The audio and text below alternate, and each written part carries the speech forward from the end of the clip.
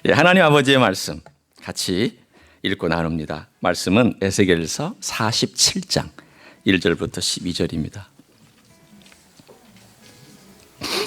에스겔서 47장 1절부터 12절, 구약성경 1226쪽 에스겔서 47장 1절서부터 12절의 말씀을 저와 여러분이 한 절씩 교독하도록 하겠습니다.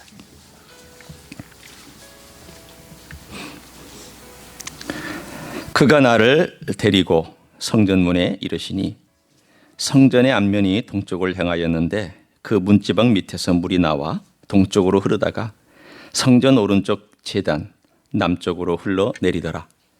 그가 또 나를 데리고 북문으로 나가서 바깥길로 꺾여 동쪽을 향한 바깥문에 이르시기로 본즉 물이 그 오른쪽에서 스며 나오더라.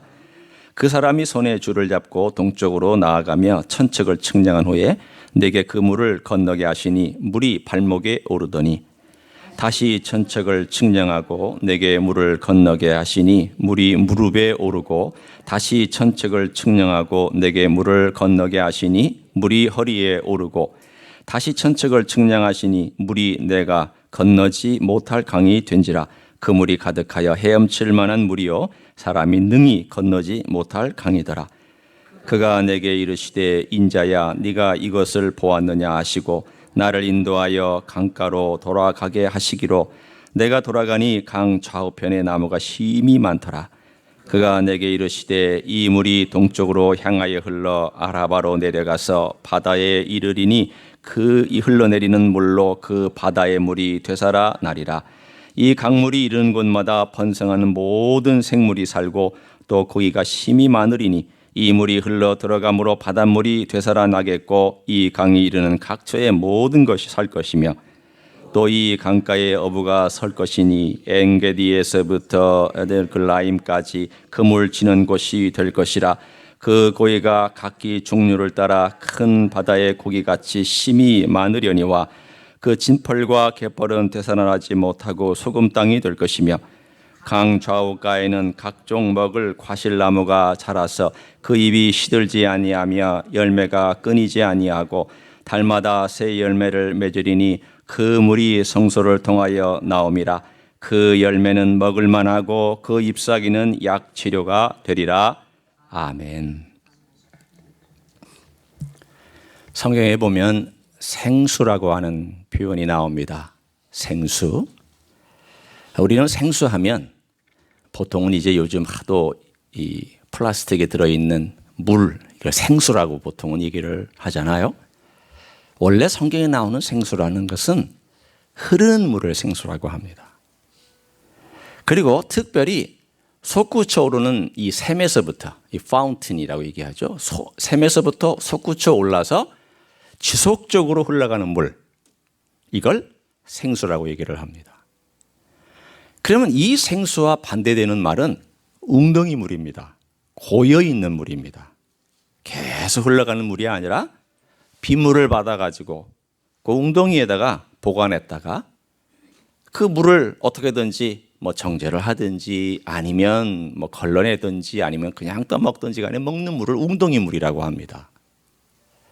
예레미야서 2장 13절에 보면 하나님께서 이스라엘 백성의 죄를 이렇게 지적하십니다. 너희들 두 가지 죄를 범하였다. 그 두 가지 죄가 뭐냐? 생수의 근원이 나를 버린 것과 너희 스스로 웅덩이를 판 것이다. 이 말의 그 근원은 어디서 나온 거냐가 하면 생수 흐르는 물의 가장 소중한 생명의 물을 포기하고 버리고 자기들이 웅덩이를 파서 이 웅덩이 파고 저 웅덩이 파고 여기에 물이 없으면 또 웅덩이 파서 빗물 받아가지고 물 고여놓은 그 물 가지고 살아가고 있는 인생의 모습을 하나님께서 이스라엘 백성의 죄다라고 말씀하셨습니다. 생수까지 가려면 샘의 근원과 시내와 강물까지 가야 됩니다. 조금 수고롭죠. 거기까지 가야 돼요. 그러나 웅덩이는 내가 그냥 있는 자리에 파면 돼요. 내 편리에 의해서 그냥 파면 돼. 내가 파서 내가 알아서 내 인생 내가 먹겠다는데 왜 하나님이 간섭하느냐? 라고 하면서 자기 마음대로 파는 거예요. 하나님 뭐라고 말씀하셨습니까? 그 웅덩이 둑이 터져서 물이 다 흘러내렸고 그 구멍에 균열이 생겨서 물이 다 흘러내려갔다. 그 웅덩이 물은 더러운 물입니다. 덮어놔도 벌레가 기어 들어갑니다. 그 물은 균들이 생깁니다. 아무리 깨끗한 물을 받아놨다 할지라도 오래되면 불순물들이 들어가고, 특별히 흙에다가 구멍을 파서 받아놨는데 짐승들이 들어가면서 툭 밟고 불순물이 안 들어가겠습니까? 하나님 그것을 말씀하시면서 너희들이 생수를 버렸다. 구약의 이야기는 생수의 근원 되신 하나님께서 나에게 오라, 그 얘기고요. 그런데 이 생수의 근원 나에게로 오라 하는 이 근원 되시는 분을 찾지 않은 이스라엘의 실패의 이야기가 구약의 이야기입니다.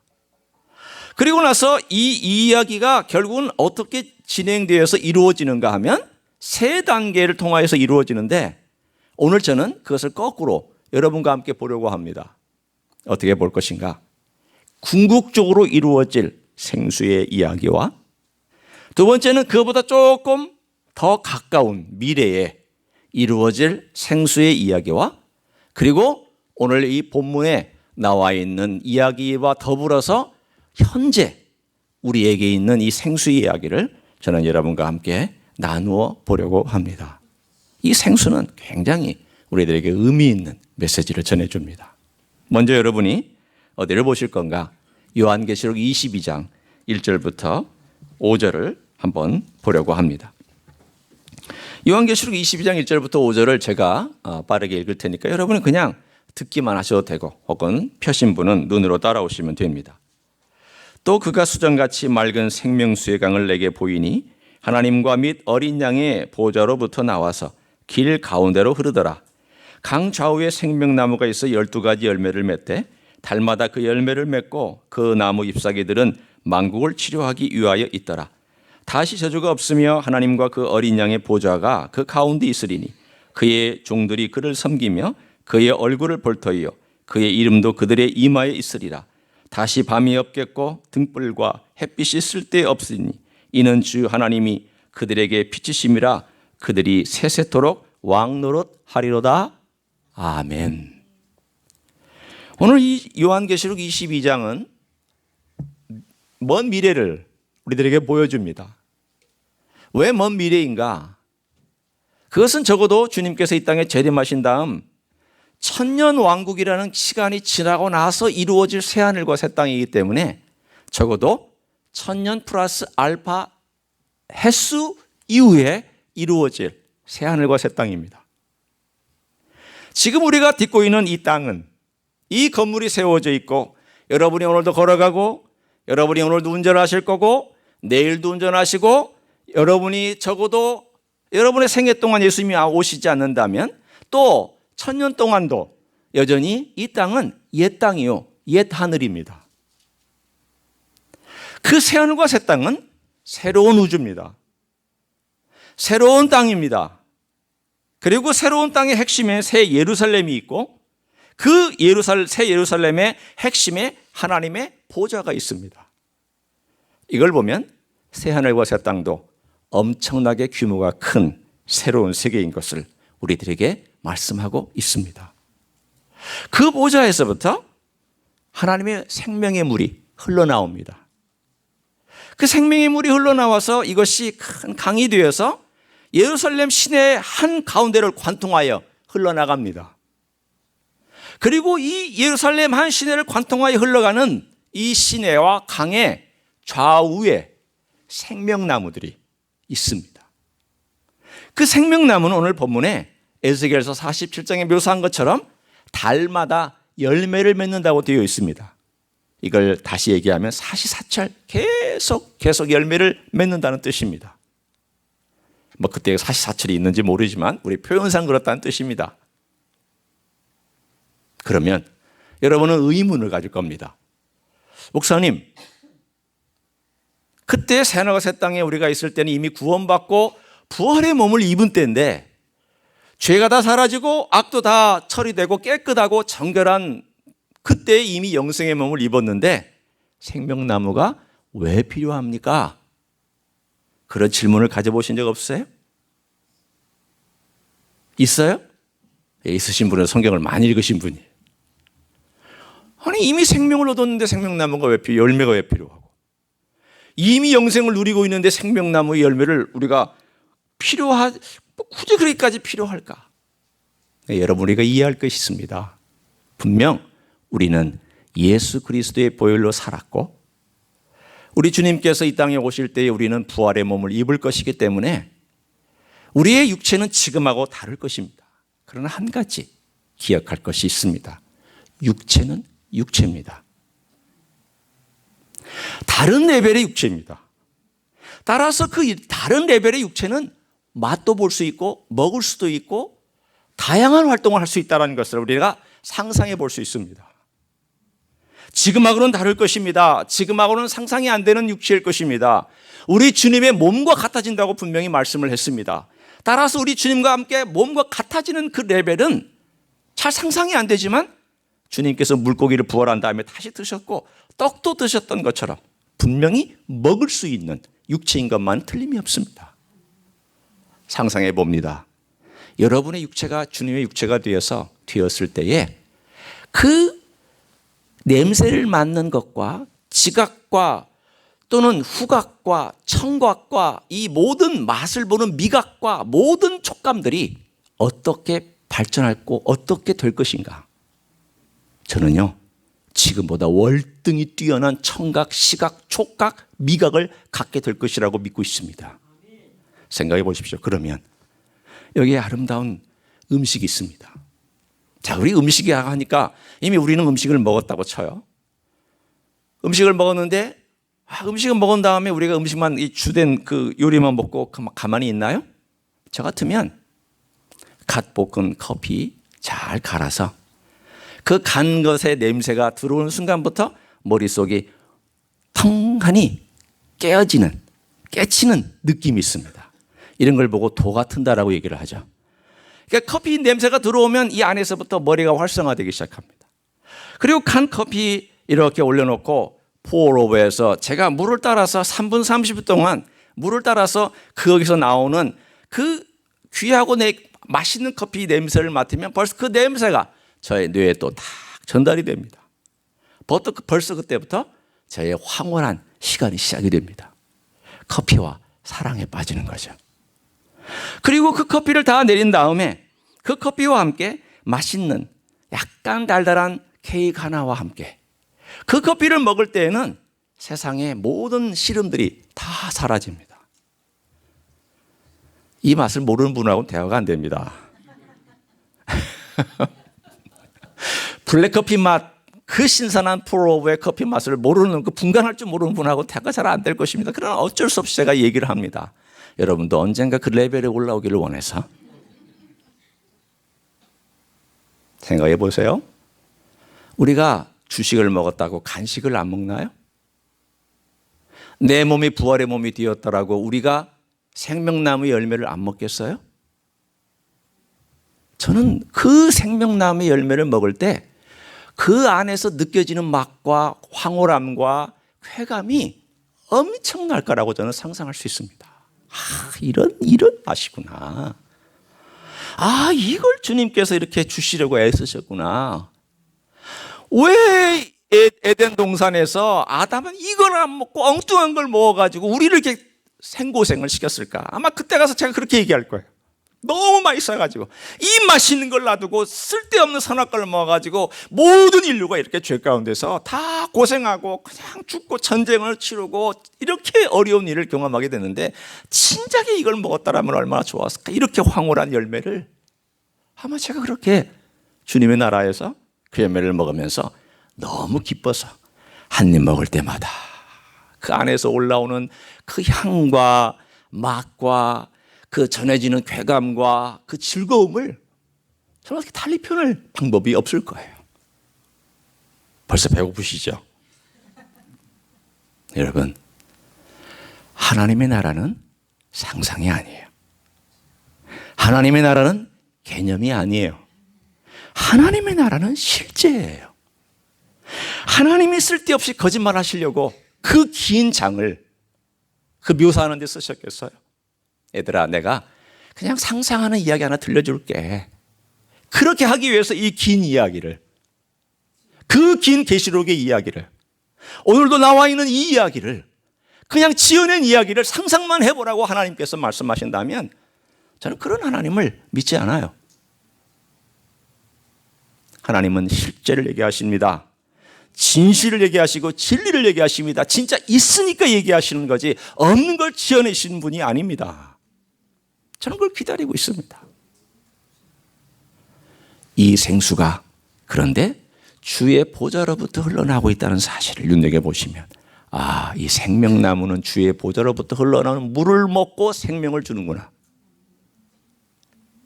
주의 보좌로부터 흘러나오는 이 물이 얼마나 귀한 것인가를 오늘 요한계시록 22장은 그날 그 시대 그 땅에서 경험할 것을 먼저 얘기해 주고, 그 다음 오늘 우리가 있는 이 에스겔서 47장으로 돌아옵니다. 자, 우리가 오늘의 메인 텍스트죠. 에스겔서 47장을 한번 보시겠습니다. 더 가까운 미래에 일어날 일이에요.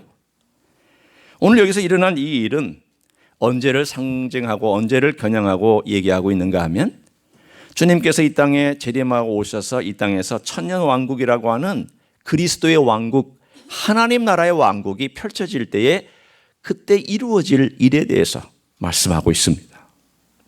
그때 어떻게 일이 이루어지느냐? 이 땅에 악이 총수가 됩니다. 마지막 전쟁 아마겟돈이라고 하는 전쟁이 끝나고 이 땅에 주님이 재림하심으로 평화가 찾아옵니다.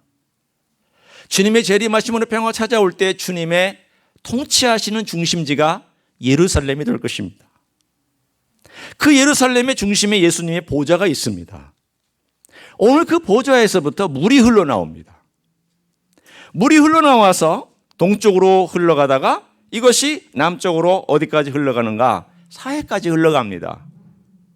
자, 처음 천척이면은요, 약 한 500에서 600m 사이입니다. 약 한 0.5km 정도. 한 500m, 600m 사이라고 생각하시면 여러분이 어느 정도 거리를 측량할 수가 있겠죠? 쟀더니 발목, 이 정도 발목까지 물이 찰랑찰랑 찼습니다. 다시 천척을 가서 쟀더니 무릎 위까지 이제는 찰랑찰랑할 정도가 아니라 걷기에 조금 불편할 정도가 되었습니다. 에스겔이 직접 건너가라고 해서 건너가 보는 지금 시점입니다. 그리고 세 번째 천척을 갔더니 허리까지 왔습니다. 이제는 걷기가 너무 불편합니다. 물이 여기까지 오면 힘들여서 걸어야 됩니다. 건너갔습니다.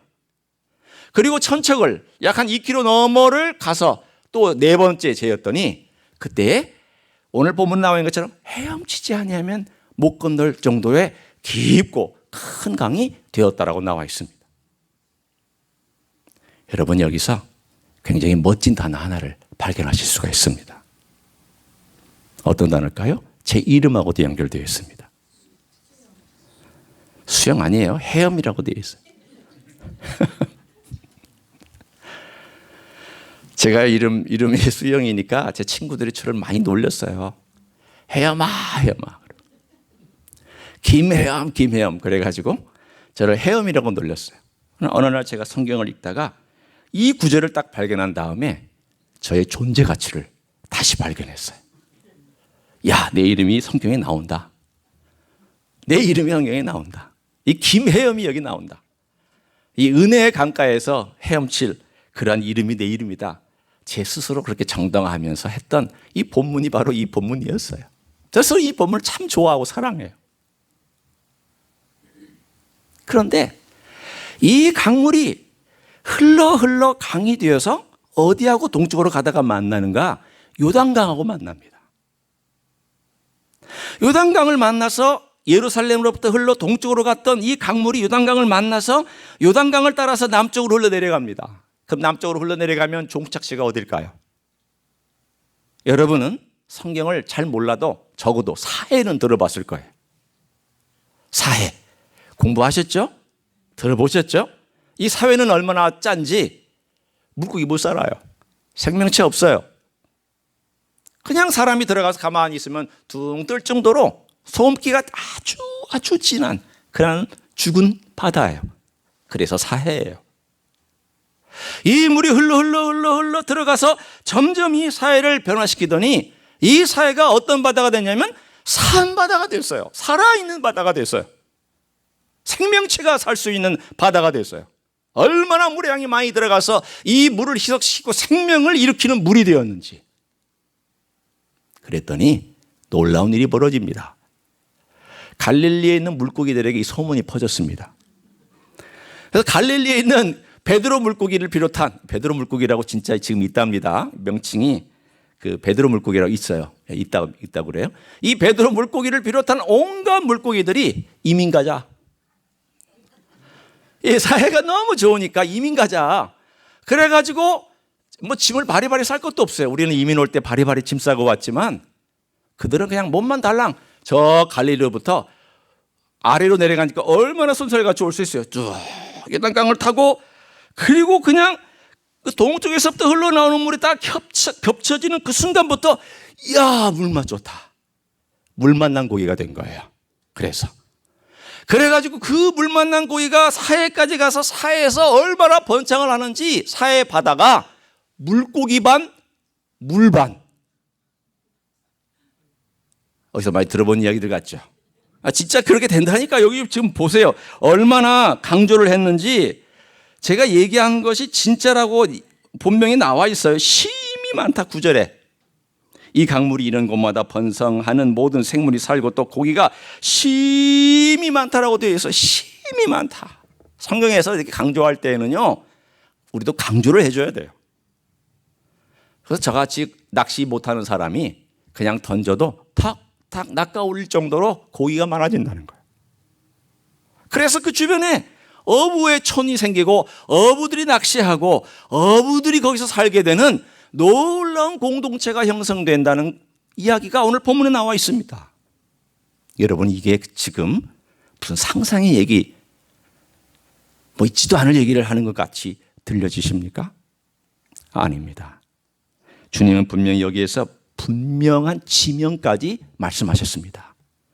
너희가 이것을 상상력이나 상징으로 듣지 않기 위해서 내가 지명을 얘기해 준다. 오늘 뭐라고 주님께서 그 지명들을 말씀하셨냐면 8절에 내게 이르시되 이 물이 동쪽으로 향하여 흘러 아라바. 아라바는 지금이 있는 그 지역이에요. 또 10절에 보면 엔게디 사해 남쪽 부분이 사해 그 요단강 남쪽 부분이에요. 에네글라임 사해 근방에 있는 마을들이에요. 주님께서 직접 말씀하신 거예요. 내가 이 샘물이 흘러가는 곳에 강을 이루고 이것이 요단강을 만나서 사해로 흘러 들어가서 사해가 변화되는 일을 내가 일으키겠다. 내가 이 땅에 와서 다스리는 그때에는 이 모든 저주의 땅이 변화해서 생명의 땅이 될 것이다. 그리고 사해가 상징적으로 너희들이 보지 않느냐, 경험하지 않았느냐, 이방인들도 여기까지 성주 쓸래 와서 몸을 띄워보지 않았느냐, 다 알지 않느냐, 다 죽은 바다라는 걸 알지 않느냐, 내가 이 바다 살린다.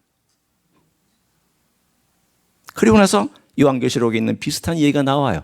그 주변의 나무들이 엄청 많이 자라서 그 열매가 달마다라고 되어 있어요. 달마다 열매를 맺고 그 잎사귀는 치료하는 잎사귀로 그렇게 사람들이 사용하게 될 것이다 라고 요한계시록 22장과 비슷한 그러나 좀 다른 이야기를 우리들에게 전해주고 있어요. 이것이 우리 주님께서 이 땅에 재림하셔서 천년 왕국 동안에 이루어질 일들입니다. 그때 여러분은 어디 있을까요? 여러분은 이미 부활의 몸을 입고 있기 때문에 여러분이 먹을 수는 있어도 이제는 재생산은 못 하실 거예요. 그러나 이 7년 대환란을 통하여 주님 오실 때에 살아서 천년왕국에 들어간 사람은 또 아이를 낳고 가정을 이루고 자손들이 번창하면서 이 천년 동안 메시아 왕국이 얼마나 아름다운 왕국인가를 여기로부터 시작된 온 세계에 퍼져 있는 주님의 통치 아래서 경험하게 될 날이 있습니다. 그날이 다가옵니다. 저는 이렇게 생각하고 있어요. 그날 우리가 왕노릇 할 것이다. 주님께서 12제자에게 말씀하신 내용이 그거예요. 그날 너희들이 나와 함께 왕노릇할 것이다. 그러면 그날 왕노릇하는 존재들이 누구냐면 바로 여러분들이에요. 저는 아마 어디를 다스릴지 상상했는데 아직은 계시를 못 받았어요. 여러분은 어디를 다스릴지, 여러분이 정말 부활의 몸을 입고 그 천년왕국의 주님과 함께 왕노릇 한다면 여러분은 어딘가를 받아서 여러분이 왕노릇 하실 거예요. 어떤 왕노릇 하실 건지 제가 알려드릴까요? 예수 그리스도를 가르치고 하나님 나라의 진리를 그 땅에 살고 있는 사람들에게 알려주고 우리 주님이 얼마나 멋진 분인지, 우리 주님이 얼마나 좋은 분인지, 주님께서 나를 죄에서 어떻게 구원하셨는지 그 놀라운 이야기를 사람들에게 들려주며 그들에게 하나님의 진리와 예수 그리스도의 통치를 그대로 전달하는 그러한 왕노릇을 여러분 하게 될 거예요. 여러분 상상하셔도 돼요. 이런 일들은 충분히 상상하셔도 돼요. 그런데 오늘 먼 미래와 가까운 장래의 미래와 그리고 이 이야기가 성취된 첫 번째 단계의 현재가 오늘 우리들에게도 있습니다. 그게 어디 있을까요? 요한복음 7장에 있습니다. 자, 한번 우리 요한복음 7장을, 이 본문은 중요하기 때문에 우리가 함께 찾아서 같이 읽고 우리가 말씀을 또 적용하고 나누려고 합니다. 자, 요한복음 7장입니다. 7장 37절과 38절과 39절 석절을 우리가 합독하여 읽습니다. 요한복음 7장 37절부터 39절입니다. 시작. 명절 끝날 곧 큰 날에 예수께서 서서 외쳐 이르시되 누구든지 목마르거든 내게로 와서 마시라. 나를 믿는 자는 성경의 이름과 같이 그때에서 생수의 강이 흘러나오리라 하시니 이는 그를 믿는 자들이 받을 성령을 가리켜 말씀하신 것이라. 예수께서 아직 영광을 받지 않으셨으므로 성령이 아직 그들에게 계시지 아니하시더라. 네, 그 배에서 생수의 강이 흘러내려온다라고 오늘 본문에 되어 있습니다. 자, 그러면 첫 번째 생수의 강이 흘러나오는 이 구약의 약속의 말씀이 언제 이루어졌느냐? 예수님 그분 안에서 이루어졌습니다. 자, 여기 예수님이 뭐라고 말씀하셨냐면 누구든지 목마르거든 내게로 와라. 자, 오라고 말씀하셨으면 여러분이 누군가에게 와서 내게로 와라. 내가 너 구원할 수 있다. 그러면 여러분이 어느 정도 가까이 있어야 정말 여러분이 갈 수 있어요.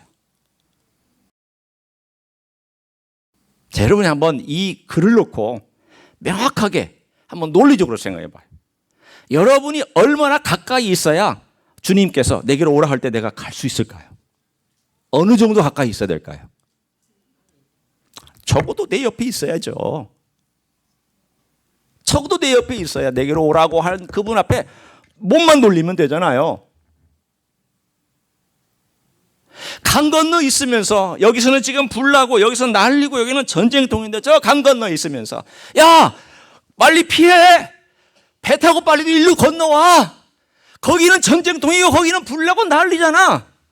도움이 돼요, 안 돼요? 지금 내가 배도 없고 건너갈 재능이 없는데 무슨 도움이 돼요?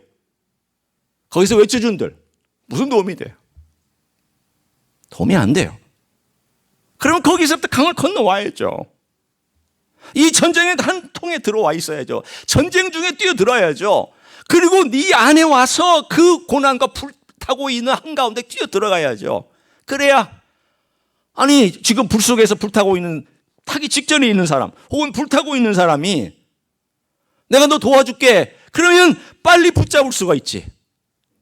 내게로 와라 이 말은 저 멀리서부터 강 건너서 예수님까지 오라는 그런 말은 아니에요. 무슨 말씀이에요? 너 몸을 돌려라. 세상을 향하고 있는 네 몸을 돌려라. 내가 너를 보고 있잖아. 네 눈만 돌리면 돼. 네 몸만 돌리면 돼. 네 관심사만 돌리면 돼. 내가 불 한가운데 너와 함께 있잖아. 십자가가 왜 여기 있고 주님께서 크리스마스가 왜 여기 있도록 하신 거예요?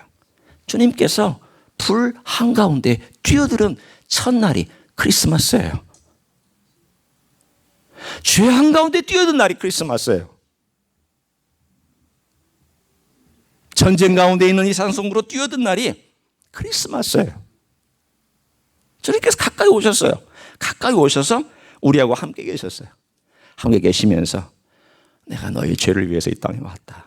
그리고 그것을 다 이해하지 못하는 죄자들과 백성들에게 십자가에 올라가서 피 흘리셨어요. 아니, 이미 주님께서는 십자가 이전에 매를 맞으실 때부터 그 피가 똑똑똑하고 땅에 떨어졌으며 그분의 가시면류관으로부터 떨어지는 피와 그분의 상처로부터 흘러내리는 피가 땅에 다 방울방울 되어서 흘러내렸습니다. 뿐만 아니라 그분이 돌아가시고 나서 얼마 안 돼서 로마 병정이 창을 그 옆구리에 찔렀을 때에 그분의 심장이 터지면서 온 피와 물이 다 땅바닥에 쏟아졌더라라고 되어 있습니다. 왜 주님의 피는 땅에 쏟아져야만 됐을까요? 왜 주님은 그냥 죽으시기만 한 것이 아니라 그 피가 다 몸에서 나와서 이 저주받은 땅에 흘러내려야만 됐을까요? 비밀은 여기 있습니다. 주님의 피가 닿아야 저주가 축복으로 바뀌기 시작합니다. 이 저주받은 땅이, 이 죽음의 땅이 바뀌려면 주님의 피가 흘러서 내려와서 이 땅에 적셔졌어야만 됐습니다. 그러면 주님께서 그 저주에 받은 땅에 그 피를 흘리셔서 그 피가 흘러내리는 것이 이 땅에 한 번 이루어진 사건인데 그리고 그게 나하고 무슨 상관이 있느냐고 만약에 물으신다면 제가 이렇게 설명합니다. 자, 나는 저주받는 땅에 태어났습니다. 주님의 피가 어떻게 내 안에 들어옵니까? 주님은 이미 2000년 전에 돌아가셨고 그 피는 2000년 전에 흘러내렸는데 여러분, 주님께서 하신 일은 단순히 육체로만 하신 일이 아니라 그분의 영적인 면에서도 같이 하신 일입니다. 영과 혼과 육은 분리되지 않습니다. 다른 말로 얘기하면 주님께서 이런 말씀하셨습니다. 요한복음 6장에 보면 한 장만 거슬러 올라가면 너희가 내 피를 마시지 아니하면 내 살을 먹지 아니하면 너 구원 못 받는다. 그럼 우리가 살을 어떻게 먹고 어떻게 피를 어떻게 마십니까? 다른 거 아닙니다. 오늘 본문에 나와 있는 그 말씀 그대로입니다. 나를 믿는 자는, 이 말은 예수님, 제가 죄인인 걸 알고 주님을 영접합니다. 제 안에 들어오십시오 라고 내가 고백하고 주님이 내 안에 들어와 계신 것을 믿는 그 순간 그 피가 흘러 들어와서 내 영혼 속에 흘러 들어와서 내 영혼과 만나게 되어 있습니다.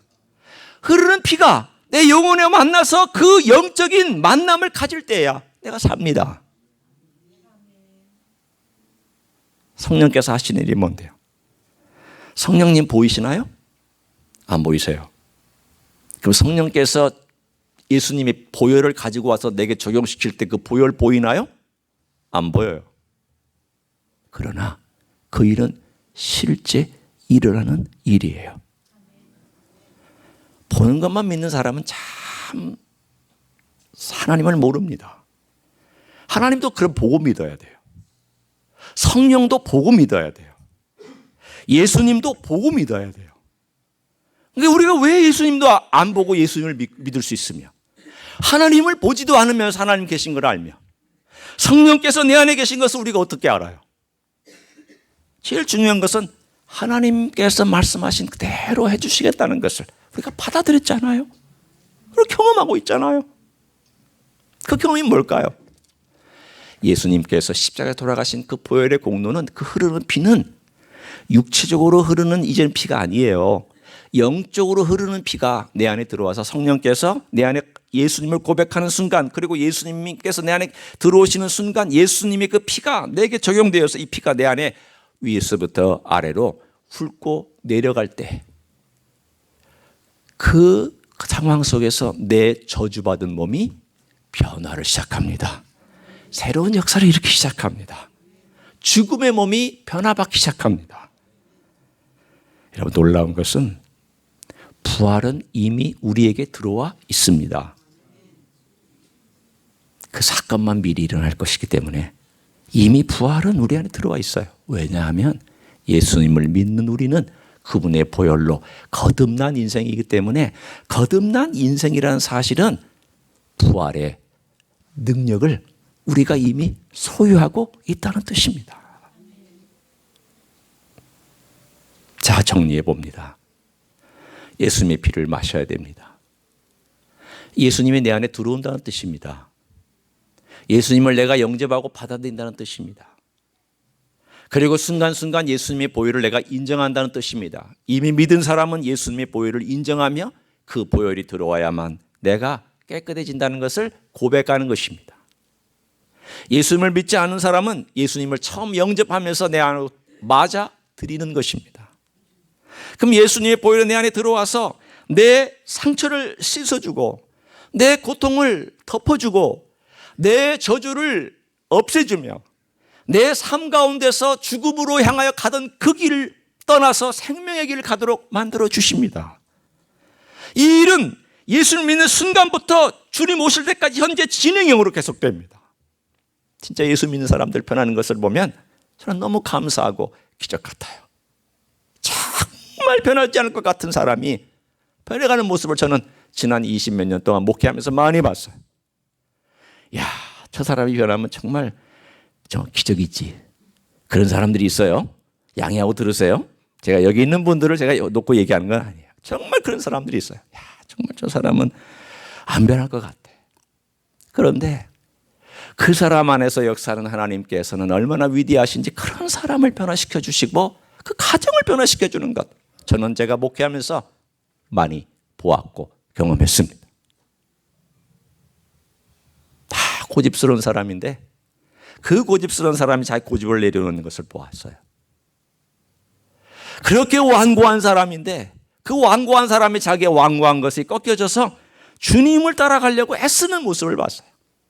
그냥 돈이라면 11조 말도 꺼내지 말라고 하던 사람이 목사님 저한테는 11조기 꺼내지도 마세요. 제가 알아서 그냥 적당히 알아서 할게요. 때가 되니까 11조 드리는 걸 보고 꼭 11조 그 자체가 중요한 게 아니에요. 그 사람이 어떻게 헌신이 바뀌었느냐를 제가 얘기하기 위해서 하는 것이에요. 어떤 분이 저기 와서 그런 얘기를 해요. 목사님, 제가 예수 믿고 이제 이 교회 와서 예수 믿고 한국에서 얘기입니다. 예수 믿고 신앙생활 하는데 제 마음 가운데서 자꾸 주변에 있는 사람들 어떻게 헌금하나 제가 자꾸 눈치를 보고 이렇게 눈동냥하고 귀동냥하면서 하는데 보니까 11조 하는 분들이 있더라고요. 특별히 교회에 헌신하고 봉사하는 분들이 11조 하는데 11조 생각하니까요 가슴이 떨려 죽겠어요. 그분이 와서 한 얘기예요. 지금 제가 그 이야기를 좀 이렇게 얘기하는 겁니다. 가슴이 떨려요. 아니 어떻게 저렇게 많은 돈을 낼 수 있을까? 교회에 저렇게 많은 돈을 낸다는 거야? 그럼 저거 다 누가 먹어? 저 많은 돈 다 누가 가져가? 저건 목사가 가져가나? 뭐 별의별 생각을 다 했다는 거예요. 그러더니 저에게 어느 날 와서 그분이 목사님, 제가 11조를 참 하고 싶어요. 그 가정은요, 혼자 딸 하나 데리고 사는 가정이에요. 딸 하나 있고 거기 학원 강사를 하면서 살아가는 자매가 그 어려움 속에서 교회를 찾아와가지고 예수 믿고 이제 신앙이 조금씩 자라고 있는데 그 자라고 있는 어느 날 찾아와서 한 두어 번 저에게 얘기를 한 거예요. 목사님, 제가 11조를 꼭 하고 싶어요. 근데 마음은 안 돼요. 결단할 수가 없어요. 제 아이 학원비 나가야 되고, 저 혼자 벌어가지고 살아야 되고, 저 혼자 벌어가지고 생활비 되고, 저 혼자 벌어가지고 월세 내고, 저 혼자 벌어가지고 이거 다 먹고 살아야 되는데 이거 11조 바치면은 빵꾸 날 것 같아서 제가 겁이 나서 가슴이 벌렁벌렁거려서 못하겠다고. 그래서 제가 얘기했어요. 자매님, 저 이해해요. 자매님이 신앙이 성장하는 과정 가운데서 가지고 있는 이 어려움을 저도 알아요. 저도 목회를 개척해봐서 알잖아요.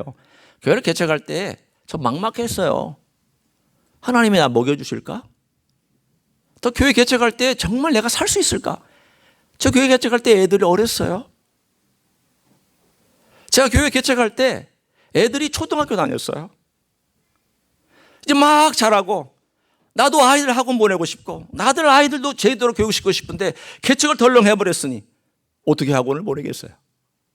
어떻게 공부를 시키겠어요? 아무런 미래가 보이지 않는 그런 상황 속에 있는데 저도 이해해요. 저도 그런 과정을 알고 있거든요. 그냥 기도할게요. 기도할 테니까 너무 무리하게 막 억지로 하지 마시고 어느 날 주님께서 감동을 주시거든. 그때 결정하고 시작하세요. 그래서 좀 시간이 지났어요. 시간이 좀 지났더니 어느 날 그분이 이렇게 11조를 내기 시작하고 저를 찾아와서 그러는 거예요. 목사님, 제가 이제 11조를 내기 시작합니다. 계속 기도해 주세요. 뭐라고 기도해달라고 제가 얘기를 어떻게 기도할까 그랬더니 계속 잘 할 수 있도록 기도해 주세요. 여러분, 아무것도 모르는 사람이 예수 믿고 예수 믿은 사람이 어떻게 살아야 되는지 모르는데 거기서 가치를 발견하고 가치를 발견하다가 내가 어떻게 주님을 위해서 살아야 될까 조금 눈뜨기 시작하고 조금 눈 뜨다 보니까 주변의 사람들이 헌금하는 게 보이고 헌신하는 게 보여서 나도 좀 그렇게 살고 싶은데 어떻게 살아야 되나. 너무나도 높은 것 같고 안 될 것 같은데. 그런데 그것을 실천하고 경험하기 시작하면서 그 자라는 모습들을 보며 하나님 아버지 앞에 하나님 이게 복음이군요. 소망이 없는 엄마와 딸에게 둘만 있는 이 가정에 주님께서 복음을 주시고 소망을 주시고 이 주님을 위해 헌신하게 하시고 그 없는 가운데 주님을 향하여서 11조를 내게 하시고 없는 가운데 주님을 위해 소망을 갖고 걸어가고 신앙에 성장하는 이 모습을 보니 이게 하나님의 나라군요. 보세요. 하나님의 나라가 처음에는 작은 물로 시작하는 것 같이 쫄쫄쫄쫄쫄쫄쫄 흘러나오는데 이 물이 쌓이고 쌓이더니 발목에 잠기고 무릎에 잠기고 또 허리에 잠기고 수영하지 못할 정도는 건너가지 못할 큰 강이 되었다가 이 강이 서는 모든 곳에 나무가 살고 물고기가 생겨나고 어촌이 생기고 사람들이 풍요로워지고 그와 똑같이 오늘 본문에 나와 있는 내용이 그거예요. 주님의 보혈이 내 안에 들어와서 나 자신에 있는 이 저주받은 심령을 깨끗하게 씻자. 이 심령에서 성령께서 샘솟다는 생명을 솟아오르게 해주셔요. 이 생명이 솟아오르는 것을 인하여 이 생명은 스프링이 되어서 팡팡팡 터지는 물이에요. 이 터지는 물은 영원히 흘러내리는 물이에요. 그 흘러내리는 물이 이제는 나를 변화시킬 뿐만 아니라 두 번째 단계는 나를 변화시키고 나의 속에서 역사하는데 이 물이 흘러가서 내 주변에 있는 사람들에게 생명의 나무들과 생명의 열매들과 생명의 그 귀한 잎사귀들을 열기 시작하고 풍요로운 물고기들이 살기 시작하게 만드는 축복의 땅을 만들어내요. 여러분이 예수 제대로 믿고 여러분이 예수님께 제대로 헌신하고 예수님을 제대로 사랑하면 여러분 주변이 변하게 되어 있어요. 당연히 변하게 되어 있어요. 내가 변화시키려고 노력하지 않아도 변화돼요. 얼마나 멋진 이야기예요.